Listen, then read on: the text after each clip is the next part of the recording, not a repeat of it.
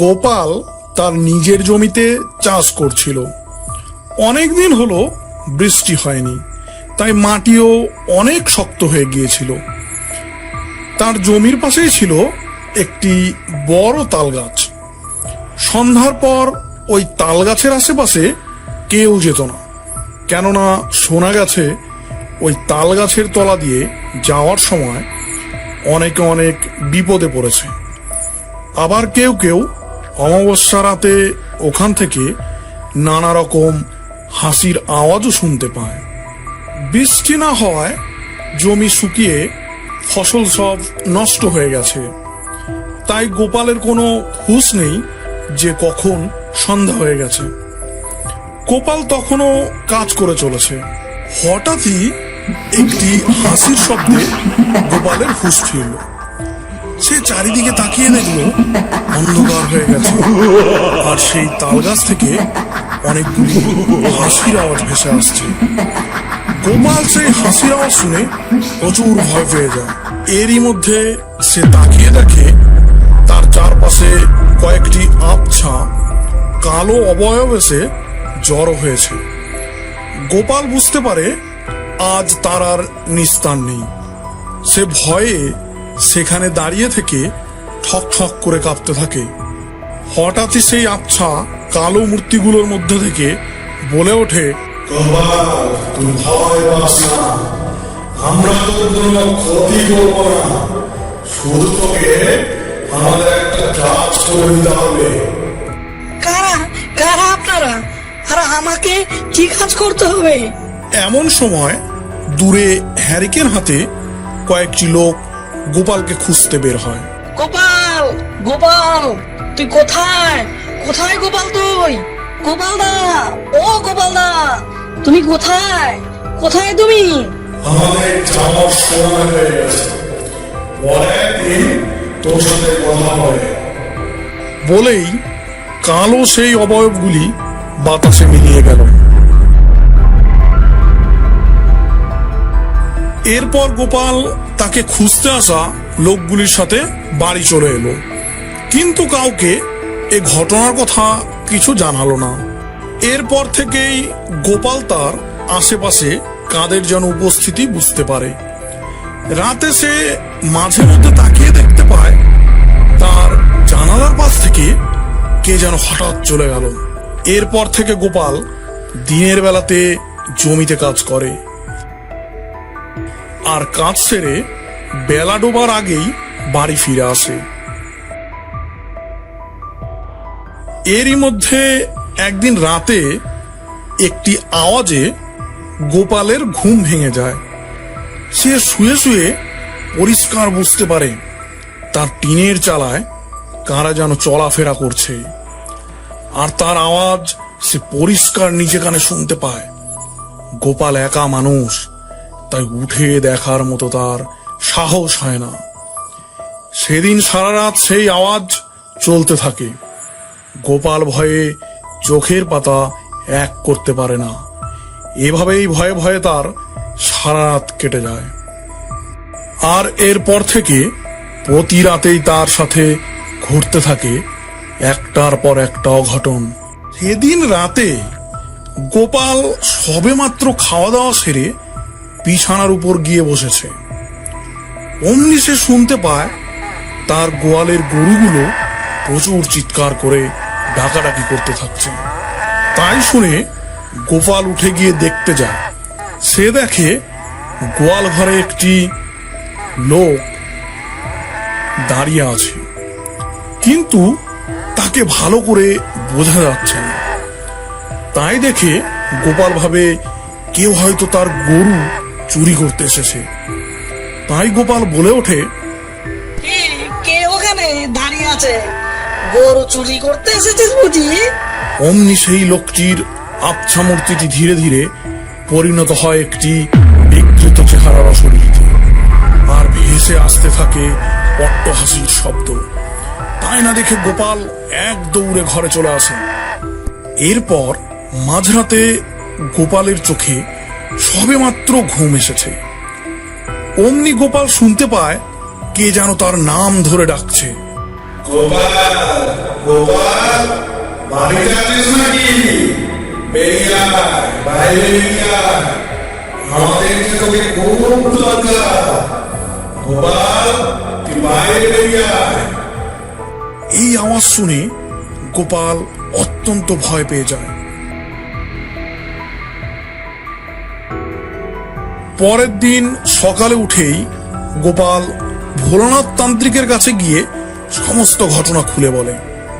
ভোলানাথ তান্ত্রিক সমস্ত কথা শুনে তাকে একটি মন্ত্রপুত তাবিজ দিয়ে বলে, এই তাবিজ তুই ধারণ করবি, তাহলেই তোর সমস্ত সমস্যার সমাধান হয়ে যাবে। যা, এখন বাড়ি চলে যা। কোনো সমস্যা হলে আমাকে ডাকবি।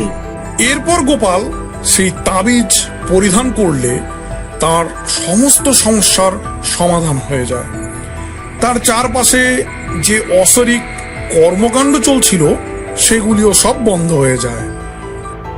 এরপর গোপালের সমস্ত কাজকর্ম ঠিকঠাকই চলছিল। কিন্তু একদিন গোপাল স্নান করার সময় তার হাত থেকে তাবিজটি খুলে জলে পড়ে যায়। গোপাল সেটি খেয়ালও করেনি। ঠিক তার দুদিন পরেই গোপাল তার ফসল বিক্রি করতে শহরে গিয়েছিল। ফসলের দাম ভালো পাওয়ায় সে একটি বড় সাইজের মাছ হাতে ঝুলিয়ে নিয়ে বাড়ির দিকে হেঁটে হেঁটে আসছিল। আকাশে প্রচন্ড মেঘ করেছিল। গোপাল নিশ্চিন্ত মনে হেঁটে হেঁটে বাড়ি ফিরছিল। মেঘ দেখে সে একটু জোরেই পা চালিয়েছিল। যখন সে সেই তাল গাছের কাছাকাছি আসে তখন প্রায় সন্ধে হয়ে গেছে। হঠাৎই সে বুঝতে পারে তার চারপাশে কারা যেন ফিস ফিস করছে।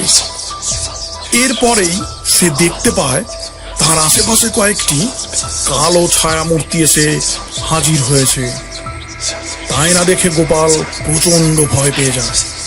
সে তাকিয়ে দেখে তার হাতের মাছটিও কোথায় যেন হারিয়ে গেছে।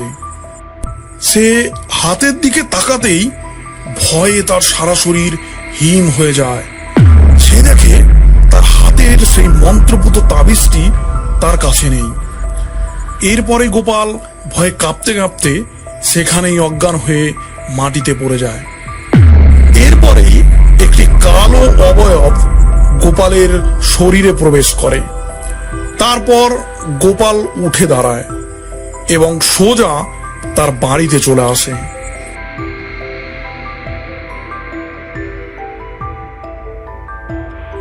সেদিন রাতেই ঘটে যায় একটি অঘটন। গোপাল তার বাড়িতে ঘুমোচ্ছিল। হঠাৎই তার চোখ খুলে যায়। দেখা যায় তার চোখ দুটি লাল হয়ে আছে, যেন আগুনের ভাটার মতো জ্বলছে। এরপরই সে উঠে বসে। তারপর এদিক ওদিক তাকিয়ে সোজা হাঁটতে থাকে।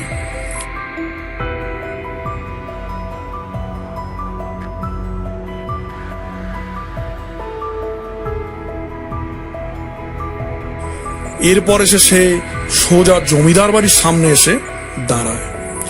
তারপর হাতে আগুন নিয়ে জমিদার বাড়ির দিকে ছুড়ে দেয়। আর সঙ্গে সঙ্গে জমিদার বাড়িতে দাউ দাউ করে আগুন লেগে যায়। সেই সময় মধ্যরাত, তাই সবাই ঘুমাচ্ছিল। ঘুমের মধ্যেই জমিদার বাড়ির সবাই পুড়ে মারা যায়। চারিদিকে ফেটে পড়তে থাকে অট্টহাসির শব্দ। এরপর গোপালের শরীর থেকে একটা কালো ছায়া বাইরে বেরিয়ে আসে, আর গোপাল সঙ্গে সঙ্গে মাটিতে পড়ে গিয়ে জ্ঞান হারায়। গোপালের জ্ঞান ফিরলে গোপাল তাকিয়ে দেখে জমিদার বাড়ি দাও দাও করে জ্বলছে।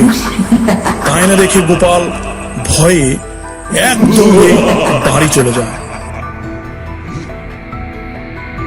এরপর সকাল হলে চারিদিকে জানাজানি হয়ে যায় এবং বেলা বাড়তে না বাড়তে সমস্ত গ্রামের লোক এসে জমিদার বাড়ির সামনে জড়ো হয়। গ্রামের এত বড় একটা ঘটনার সমাধানের জন্য ভোলানাথ তান্ত্রিকের ডাক পড়ে। তিনি এসে আগুন জ্বালিয়ে মন্ত্র পড়তে থাকেন। এরপর বেশ কয়েকটি কালো ছায়ামূর্তি সেখানে এসে হাজির হয়। সেই ছায়ামূর্তিগুলি বলতে থাকে, তুই তুই তুই আমাদের কেন বিরক্ত করছিস? এর ফল ভালো হবে না কিন্তু। তোরা গ্রামের মধ্যে এই সমস্ত ভুতুড়ে কাণ্ড কেন করছিস বল? তা না হলে এখনই তোদের ব্যবস্থা করছি, দেখবি। আর তোরা বোধ হয় আমাকে চিনতে পারিস নাই। আমি ভোলানাথ তান্ত্রিক। আমি কি করতে পারি তোদের সেই ধারণা নেই। এরপর সেই ছায়ামূর্তিগুলি ভোলানাথ তান্ত্রিকের নাম শুনে ভয়ে ভয়ে বলে ওঠে,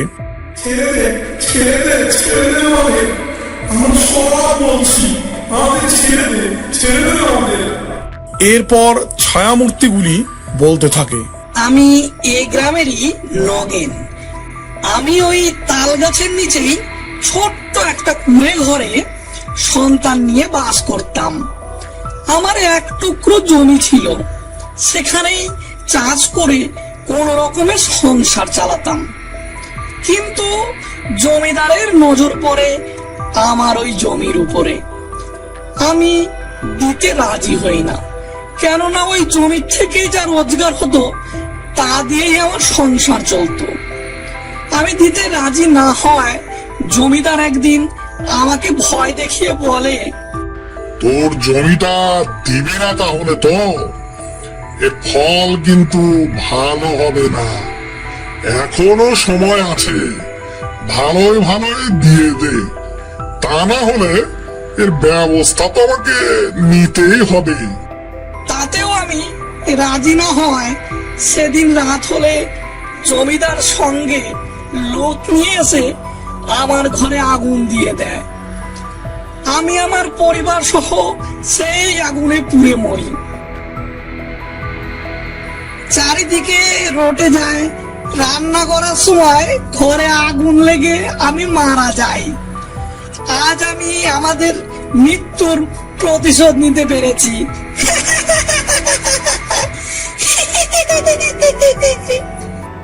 এই কথা শুনে গ্রামের সবাই অবাক হয়ে সেই ছায়ামূর্তিগুলির দিকে তাকিয়ে থাকে। এরপর ভোলানাথ বলে, তোদের প্রতিশোধ নেওয়া শেষ হয়েছে, তাহলে আর কারো কোনো ক্ষতি তোরা করবি না। আর যা, তোরা আজ থেকে মুক্ত হয়ে গেলি।